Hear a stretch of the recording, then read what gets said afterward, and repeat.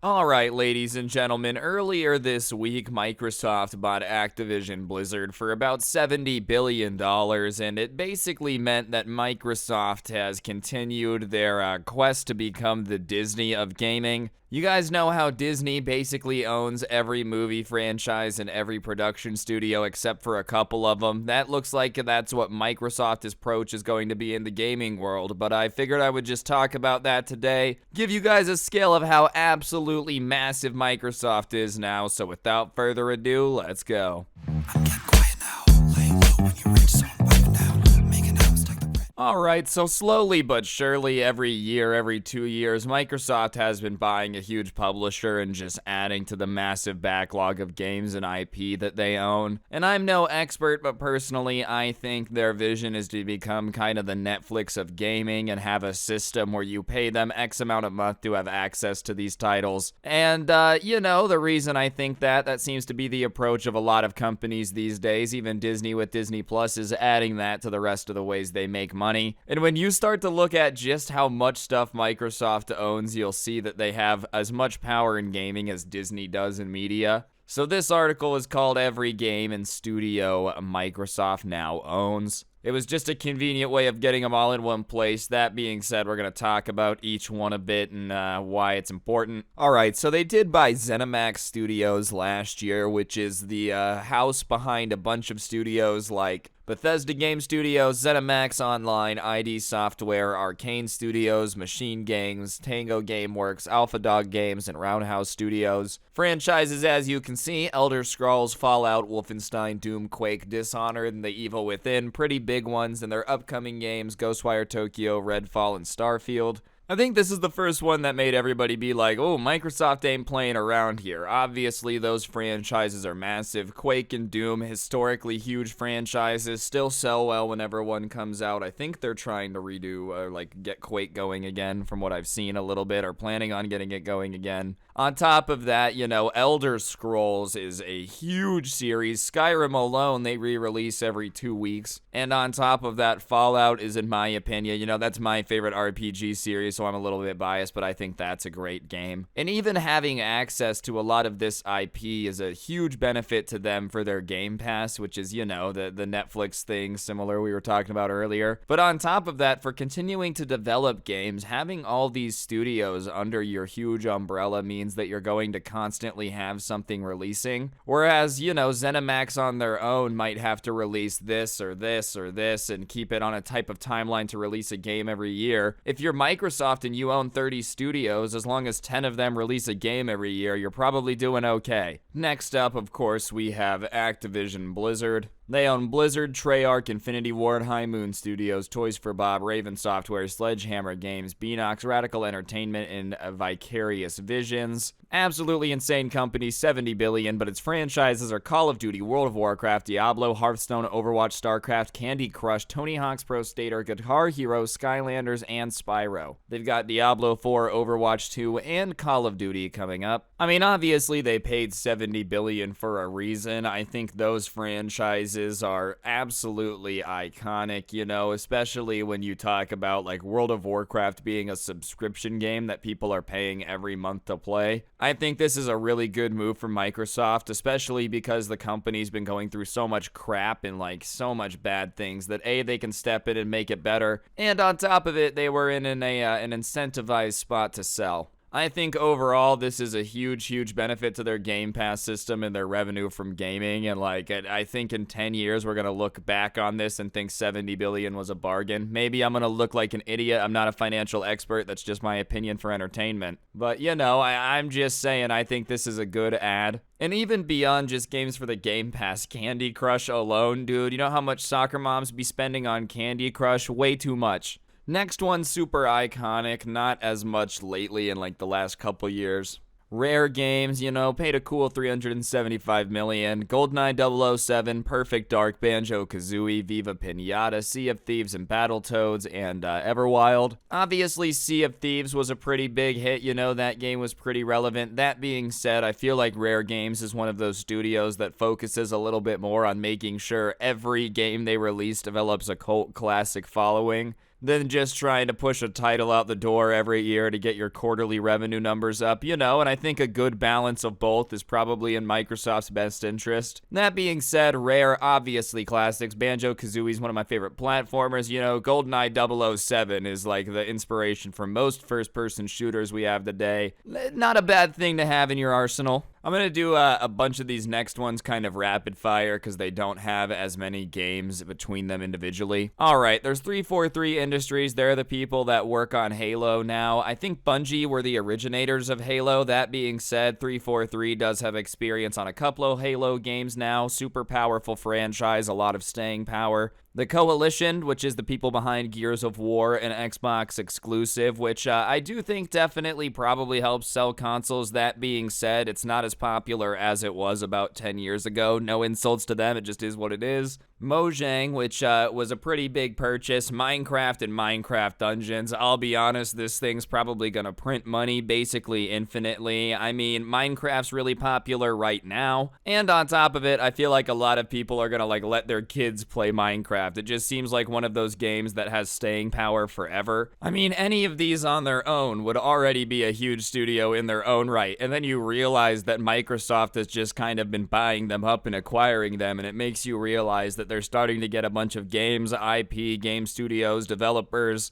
in their company's arsenal like it's a bunch of Pokemon cards, They go out and scoop up developers like I did running to Kmart and buying a 10-pack of Pokemon cards for $3. They own Ninja Theory, which owns Heavenly Sword, Devil May Cry, Disney Infinity, so not bad either. Playground Games, Forza is basically what they're focused on. Upcoming game, though, they have a new Fable one coming out, iconic franchise. Undead Labs owns State of Decay, which is a solid franchise in and of itself. You're probably like, oh my goodness, there's even more, but this isn't the end of the list yet. And if you think about it, Devil May Cry, Fable, franchises like that, sure, on themselves aren't massive, but if you start to say that one of our smaller franchises is the Fable series, that's absolutely impressive because that still is a platinum hit on basically every generation it comes out on. Obsidian Entertainment, which has Star Wars Knights of the Old Republic, Neverwinter, Fallout New Vegas, South Park, The Stake of Truth, Pillars of Eternity, The Outer Worlds, and Grounded, with Outer Worlds 2 coming out,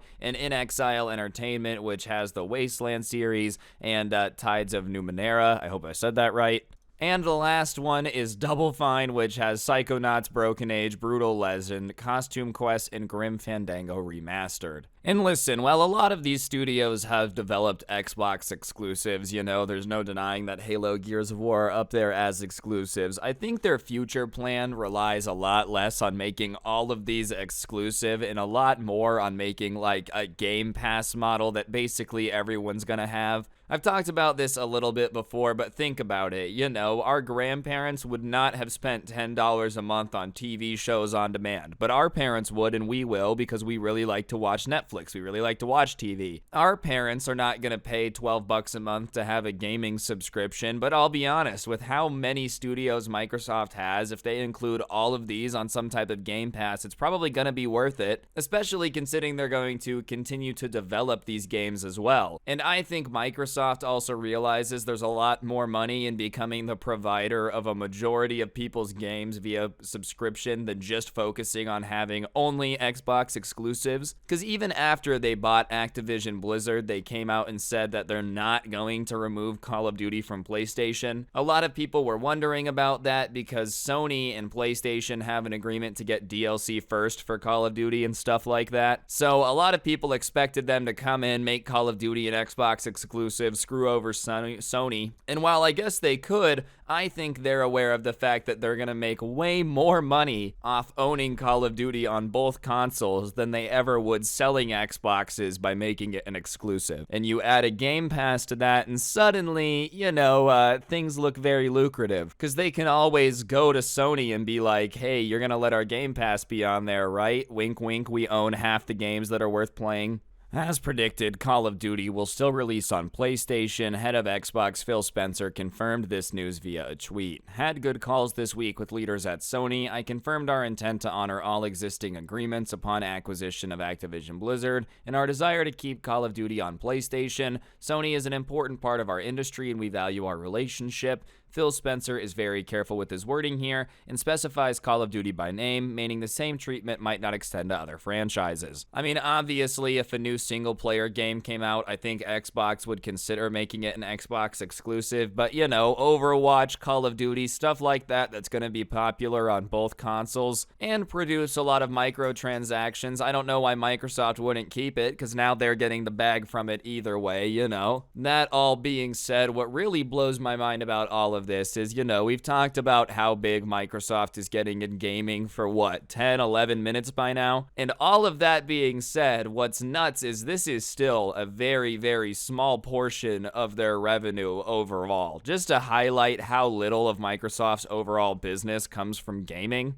The best way to highlight this is the fact that Microsoft's total revenue in 2020 was about $168 billion, an absolute crap ton, right? Listen, they're a $1 trillion company, they're making close to $200 billion a year. This is back in 2020. I'm gonna assume that things have gotten better since then. 2021's data just isn't available yet. And so gaming revenue is about $15 billion a year. So, you know, to put that in perspective, if they're making about $200 billion a year, $15 billion of which comes from gaming, they're gonna have a lot of revenue coming from other sources to keep pumping into this. Obviously, they think gaming is going to be something that's gonna have growth in the future. That's why they keep investing in it. You know, I'm not a genie. I can't see the future. I can't promise that this bet is gonna pay off. That being said, I do think it's interesting that they're continuing to invest so heavily in it. Microsoft is an absolute giant of a company. What I'm saying by pointing out how small gaming is of their revenue is it's not like a small dip in gaming performance is going to shatter the company and prevent them from being able to invest at all. Clearly, they're thinking that long-term gaming is a market that they want to be a big player in. That's why they're doing all of this. I think the Game Pass makes the most sense. That being said, I might be an idiot. They might be going a completely different direction. Regardless, Microsoft is an absolutely massive company. The gaming studios they own alone would be a titan, but the fact that it makes up only like a tiny little portion of their revenue does just go to show how much of a behemoth they truly are. I'm not sure what the future really holds for Microsoft. Obviously, the government is starting to look at big tech a little bit more suspiciously than they used to. There's going to be a lot of changes in gaming. We know that certain hits pop up out of nowhere. Studios pop up and have a banger out of nowhere. Look at the fact that Epic Games was kind of not a huge player a while ago.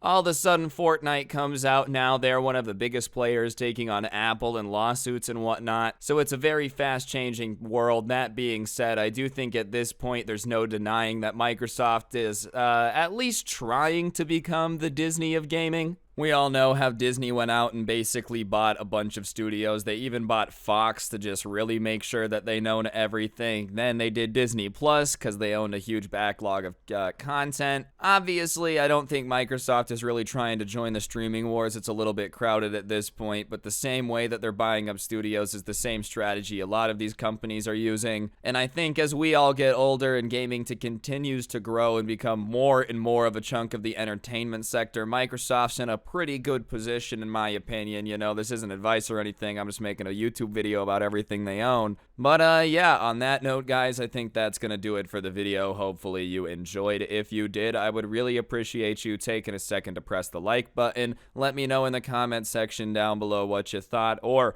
of course you could subscribe, turn on notifications so you never miss another video. If you really want to help me out, go ahead and comment the word Microsoft down below. It just helps me hit recommended, and I'd really appreciate it. Other than that, down in the description, you're going to find a link to the intro song. Feel free to go check it out, along with a link to my podcast, The Scuffed Cast, or, of course, you could use code SCRUBBY at the G Fuel checkout. It's a great way to get a discount on G Fuel. Help me out at the same time. I'd very much appreciate it. And, yeah, the last link down in the description is going to be a link to the merch store. Go get yourself a t-shirt. I'm biased, but it's the coolest merch to ever exist. And on that note, that'll do it. Don't get anyone pregnant. If you do, make sure they're hot, and hopefully I'll see you guys all next time with another video. I'm out. Peace.